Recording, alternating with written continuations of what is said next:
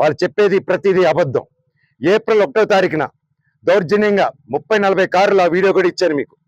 30-40 కార్లు ఇదే వీధిలో వచ్చి మా సెక్యూరిటీ గేట్లు దూకి స్టంప్స్ లో బూతులు మాట్లాడి నా సెక్యూరిటీని కొట్టి 3 గంటల వరకు బంధించారు లోపల.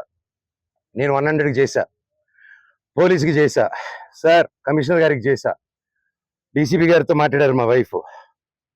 సార్ ఇలా అయింది, పెట్స్ ఉన్నాయి, అన్ని పగలగొడుతున్నారు, మా వస్తువులన్నీ లోపల, నా రూమ్ వస్తువులన్నీ పగలగొట్టేశారు. నా బాబు ఫొటోస్, నా పాప ఫొటోస్, చిన్నప్పటి నుంచి ఉన్న వస్తువులు, నా పాప కోసం ఉన్న చిన్న చిన్న నగలు మేము బర్త్డే కోసం కొనుక్కున్నట్టువి ప్రతిదీ పగలగొట్టి ఎక్కడేశారో కూడా తెలియట్లేదు. నా కారు, నా 2016లో కొనుక్కున్న నా కారు టో చేసుకొని ఆల్మోస్ట్ 9 ఇయర్స్ కారు. నాకు చిన్న చిన్న నేను పాత వస్తువులు అన్నీ ఎత్తి పెట్టుకుని ఉంటానండి, నేను అవే వాడుకుంటూ ఉంటాను. అండ్ నాకు ఆ షోకులు లేవు. అది తీసుకొచ్చి ఆ కారుని టో చేసుకొని తీసుకొచ్చేసి వెళ్ళిపోయి ఆ రోడ్డు మీద వదిలేరు. నా వైఫ్ భార్య, మా వైఫ్ కారు మినీ కూపర్, దాన్ని టో చేసుకొని తీసుకొచ్చి ఆ గ్రౌండ్ లో వదిలేరు. ఆ గ్రౌండ్ లో వదిలి అక్కడ కర్చీఫ్లు కట్టుకొని రౌడీ షీటర్లు అందరూ దిగి దగ్గరుండి దాన్ని టో చేసుకొని మళ్ళీ తీసుకెళ్ళి అక్కడ వదిలేరు.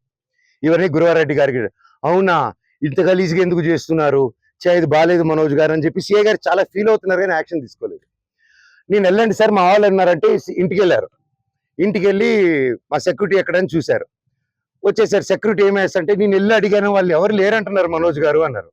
సార్ నా ఇంట్లో అంతమంది దూరిపోయి అంత 5 ఎకరాలు అక్కడ ఉండే 3 acres ఇంట్లో మీరు అక్కడ లేదు అంటే ఎలా సార్, మీరు వెతికారా అంటే నాకు చేశారా సార్ అంటే అది లేదన్నారు.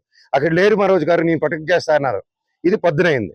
సాయంత్రం 3 గంటలకి ఇదే మనుషుల సెక్యూరిటీ గార్డుని కార్లు వేసుకొని వాళ్ళతో బెదిరించి వాక్కుమూలన తీసుకొని సిఐ గారికి వచ్చి పోలీస్ స్టేషన్ అప్పచెప్పారు.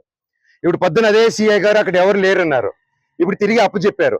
సార్ మీకే ఇది చేశారు కదా, మీరే నాకు అఫీషియల్ గా చెప్పున్నారు, కేసు కట్టండి సార్ అంటే కట్టట్లేదు. పోనీ వాళ్ళిద్దరు సెక్యూరిటీలు సార్ మమ్మల్ని కొట్టారని కేసు పెడుతుంటే వాళ్ళు కేసు తీసుకోవట్లేదు. ఆ నోట్ చేసుకుని ఎఫ్ఐఆర్ చేయాలంటే ఇదంతా నేను పై వాళ్ళతో మాట్లాడాలి, నేను నాకు రైట్ లేదు అంటున్నాడు.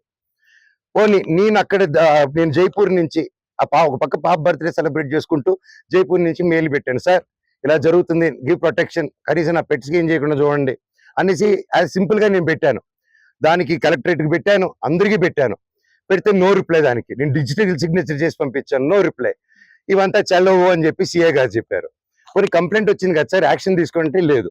సరే నేను ఊరి నుంచి వచ్చాను, ఊరి నుంచి వచ్చింది ఇమీడియట్ గా కంప్లైంట్ డ్రాఫ్ట్ చేస్తాను. ఈ గ్యాప్ లో ఏమైంది, అదే రోజు 1వ తారీఖు బార్జిన్ అయ్యారా, నేను జైపూర్కి వెళ్ళానా, అదే రోజు నైట్ విష్ణు ఎక్కువ అతను ఫాలోయింగ్ కార్ ఉంటుంది, ఎక్కువ కారులో అతను మనుషులు వచ్చి నా నార్సింగ్ లో నా ఆఫీస్ కి గోడలు దూకి లోపలికి వచ్చి నా కారుని దొంగ కీ పెట్టి స్టార్ట్ చేసుకొని ఆ కారు దొంగతనం చేశారండి.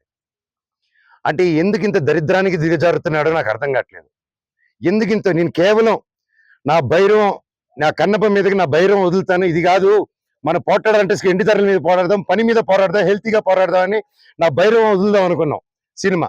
ఇంకంతే, భైరవం వదులుతున్నా అనేసరికి టెన్షన్ అయిపోయి కన్నప్ప పోస్ట్పోన్ చేసుకున్నాడు.